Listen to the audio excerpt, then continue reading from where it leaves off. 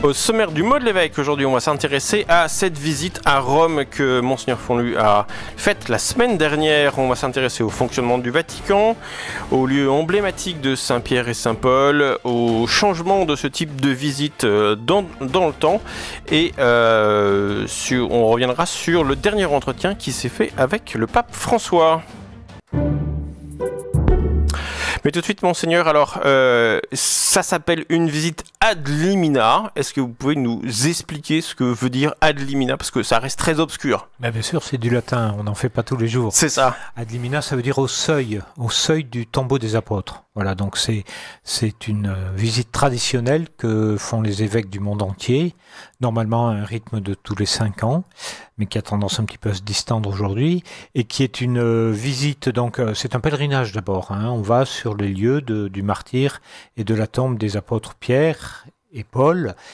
On célèbre dans l'ensemble des basiliques majeures qui sont à Rome, donc la basilique Saint-Pierre, la basilique Saint-Paul-hors-les-Murs, la basilique du Latran et la basilique de Sainte-Marie majeure. Hein. Et puis, c'est l'occasion de rencontrer le pape et de rencontrer l'ensemble de ses collaborateurs qui sont responsables de ce qu'on appelle à Rome des dicastères, d'une manière équivalente, ça veut dire des ministères, hein, des charges particulières et un petit peu fondamentales que peut avoir le Vatican par rapport à l'animation de la vie de l'Église. Alors justement, déjà pour un paroissien du diocèse d'Avignon, souvent le fonctionnement du diocèse reste obscur, on ne sait pas trop ce que font les différentes personnes, on entend parler d'un négociant, d'un chancelier. Le Vatican, c'est encore plus loin. Alors vous avez parlé de dicastère, combien y en a-t-il, que font-ils, quelles sont leurs interactions avec votre vie et la vie des paroissiens à l'heure actuelle dans le diocèse? Ils doivent être une quinzaine, entre 15 et 20, il faudrait que je revérifie, là je ne suis pas sûr de donner un chiffre tout à fait précis. C'est en gros les grands domaines sur lesquels le pape souhaite avoir une vigilance par rapport à la vie de l'Église. Hein. La vie de l'Église, elle se vit d'abord dans chacun des diocèses qui sont les nôtres, hein, où on a tout pour être l'Église, mais le pape qui est l'évêque de Rome, depuis l'histoire la plus ancienne, est celui qui a charge de la communion entre toutes les églises. Et cette charge de la communion, elle passe aussi par un certain nombre de réflexions, de décisions, d'initiatives, de conduites. Et donc, sur toutes ces questions-là, bien, il demande à un certain nombre de collaborateurs de travailler avec lui sur tous ces domaines-là. Hein. Donc, chaque dicastère, alors traduisons par ministère, si vous voulez, hein, chaque ministère a une question particulière. On a rencontré, par exemple, le dicastère pour les évêques, hein, qui travaille tout particulièrement à la désignation des évêques à travers le monde entier, et puis aussi à l'animation un peu du ministère des évêques. Hein. On a rencontré le ministère pour le clergé ou pour la culture, pour le dialogue interreligieux, pour la nouvelle évangélisation, pour le culte divin, tout ce qui touche au sacrement ou à la liturgie, la secrétairerie d'État qui est un petit peu une fonction de ministère des Affaires étrangères de l'État du Vatican. Hein. Le secrétaire d'État est le cardinal Parolin, c'est lui qui accompagne souvent le pape. Il était avec lui en Hongrie et en Tchéquie et en Slovaquie.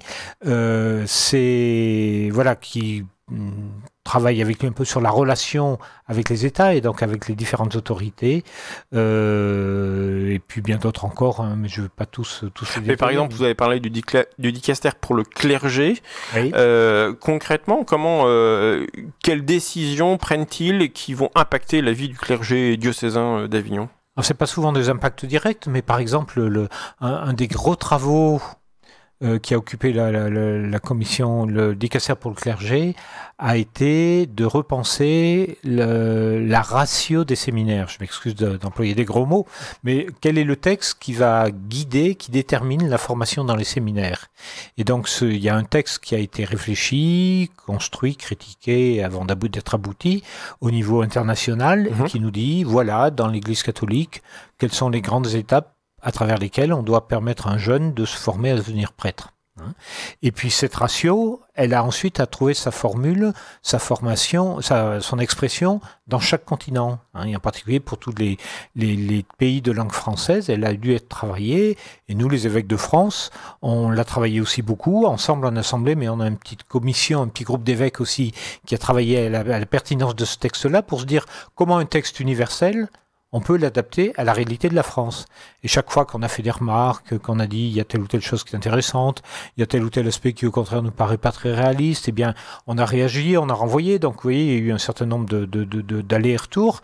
Pour finir, ce document a été signé et accepté par le dicaster pour le clergé il y a quelques semaines. Donc voilà, vous voyez, donc ça c'était un gros chantier qui passe inaperçu, mais je pense aussi qu'un certain nombre de ces lieux-là soutiennent un peu la rédaction des textes. Hein. Quand le pape fait une encyclique, c'est pas lui qui prend sa plume tout seul et puis qui la rédige du début jusqu'à la fin, mais il fait travailler des équipes, des bureaux, des spécialistes qui l'aident un peu sur telle ou telle question. Donc tous ces lieux-là sont un peu les lieux qui animent non seulement la réflexion, mais un peu le fondement des orientations qui aident l'Église à vivre aujourd'hui. Alors, c'est pas votre première visite à Glimina, parce que vous en aviez déjà fait une lorsque vous étiez évêque de Rodez. Oui. Est-ce que vous avez senti entre ces deux visites un changement de climat, d'accueil, d'attitude de la part des dicastères ? Légèrement, je dirais. D'abord, c'est peut-être intéressant de préciser qu'avant de vivre la visite, on la prépare. Et donc, tout diocèse, dans les mois qui précèdent, tout évêque est invité à rédiger un rapport quinquennal. Normalement, il rédige donc avant chacune de ses visites, où il fait un point assez détaillé, assez précis de la vie de son diocèse. Hein. Et du coup, c'est pas compliqué de faire ça quand ça fait tout juste quelques mois qu'on est nommé évêque. C'est mon prédécesseur, c'est Monseigneur Catnos qui l'avait fait, et moi je l'ai fait pour Rodez. Vous voyez. Mais donc, tous ces documents sont envoyés auparavant, sont lus par tous les dicastères concernés, et donc quand on se rencontre, ils ont déjà en arrière-fond la lecture de tout ce qu'on leur a transmis.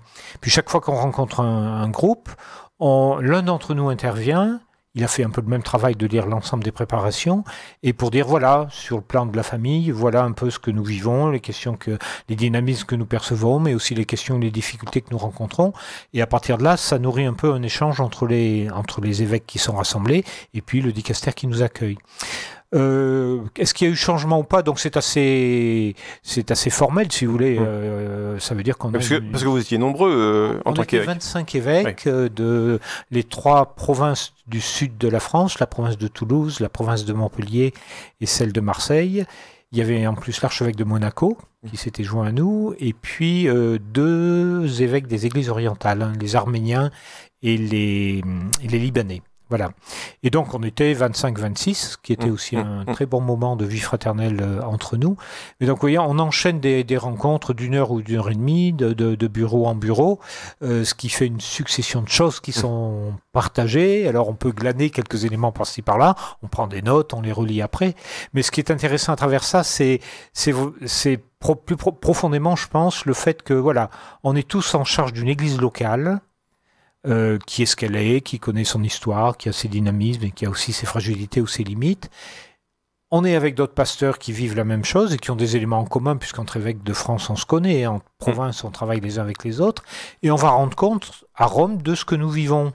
Et en face, on est accueillis de plus en plus, me semble-t-il, avec bienveillance et avec un souci d'écoute et de soutien, quoi. Il y a eu de multiples moments où on était vraiment dans une recherche commune, parce que je pense que de plus en plus, et partout, on se rend compte que la vie de l'Église n'est pas si simple, hein, que sa présence, sa surface de présence a plutôt tendance à se réduire qu'à s'élargir, et que quand on est ensemble, on n'est pas là pour recevoir ou pour donner des leçons, mais on est plutôt là pour se dire voilà ce que nous essayons, voilà ce que nous initions, voilà ce que nous cherchons. Et du coup, ça a été très vrai, aussi, on y reviendra dans la rencontre avec le pape, vous voyez, c'est un beau moment d'échange entre pasteurs, hein, qui sont souvent dans leur diocèse un peu seuls face à une multiplicité de responsabilités. Et là, on a pris le temps de se poser une semaine ensemble, de faire le point sur un certain nombre des questions qui nous travaillent. Et on n'est pas revenu avec énormément de solutions, mais on est revenu. Alors justement, Monseigneur Mal, qui est l'évêque de Gap, dans un des interviews, raconte qu'il a pris plein de notes sur son ordinateur et qu'à chaque fin de journée, il mettait de côté ce qui lui paraissait être des bonnes idées.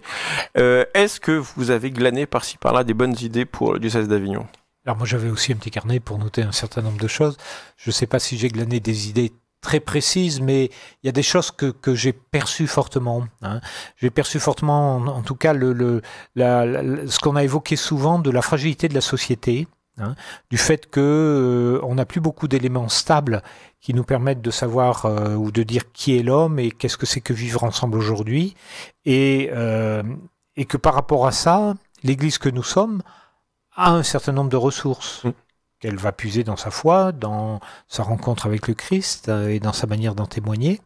Et donc on s'est redit de différentes manières combien dans toutes les questions qui traversent aussi aujourd'hui notre société, eh bien nous avons essayé d'être présents et de saisir les opportunités que nous avons pour être présents, pour favoriser la rencontre avec les personnes, pour soutenir le dialogue, même si parfois ça peut paraître modeste et quelque peu insignifiant, mais voilà, pour témoigner que nous croyons en la valeur de l'homme, hein, en sa richesse, qui est à respecter, de l'origine à son terme.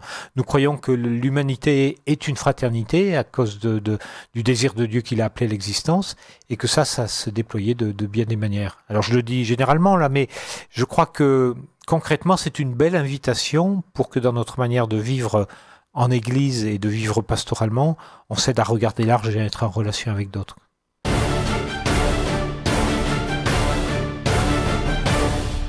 De retour avec Monseigneur Fonlu pour ce mot de l'évêque. Alors on a beaucoup parlé d'Icaster, choses un peu techniques, mais on va revenir sur le côté pèlerinage de la visite ad limina. Alors c'est un pèlerinage sur les traces de Saint Paul et Saint Pierre. Quels sont les lieux emblématiques de la présence de Saint Paul et Saint Pierre à Rome ?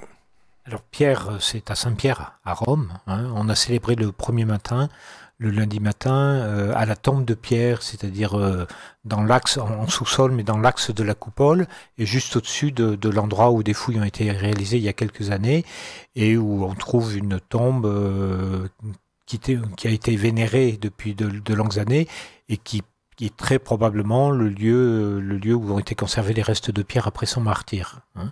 Voilà, c'est très impressionnant de se retrouver à quelques évêques, il n'y avait que nous, hein, on était 25 évêques dans cette crypte, et de prier auprès des restes, hein, de celui qui est pour nous, celui sur qui Jésus a fondé son Église. Alors, justement, quand vous êtes là, près de Saint-Pierre, et que vous savez que vous avez la charge d'être successeur des apôtres, ça pèse pas trop sur les épaules ?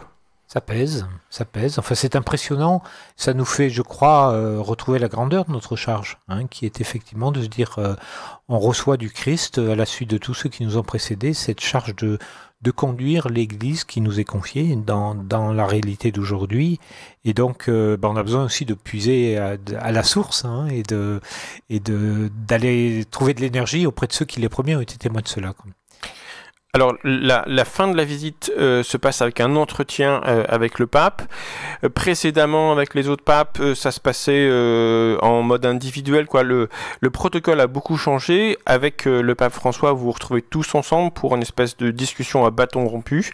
Qu'est-ce que vous avez retenu de cette dernière visite à 25 avec le pape, rien que pour vous ? Ça a été un grand moment. D'abord, ça a été un temps long. Hein, il a dû nous recevoir plus de 2 heures, hein, ce qui a été très très précieux parce qu'on a vraiment pu rentrer dans une réflexion, dans un échange ensemble. Il nous a rendu très libres dès le départ. Hein. L'un d'entre nous, comme à chaque fois, avait préparé un petit mot en ouvrant quelques points d'échange possibles, mais le pape n'avait pas de texte préparé. Il a plutôt dit qu'on était là pour dialoguer entre pasteurs.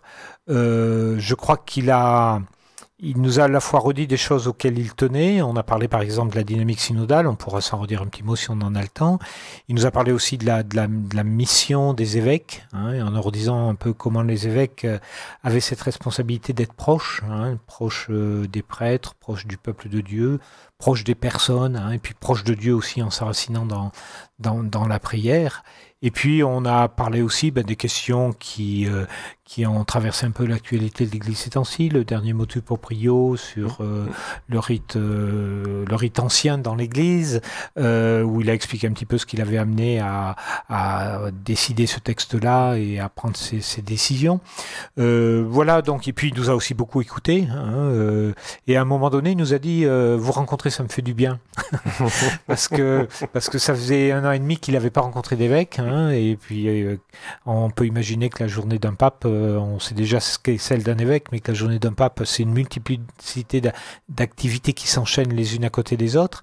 Et des temps où on a pu se poser ensemble, hein, ont été un vrai temps précieux. Oui. Alors il y a ce qu'on s'est dit, mais il y a aussi ce qu'on a vécu, quoi. C'est quand même assez exceptionnel de pouvoir vivre un tel moment, qui est un moment de temps profondément fraternel avec celui qui est aussi notre Père, hein, et du coup un moment aussi très spirituel, quoi, qui nous enracine dans une même mission, portée ensemble et reçue du Christ.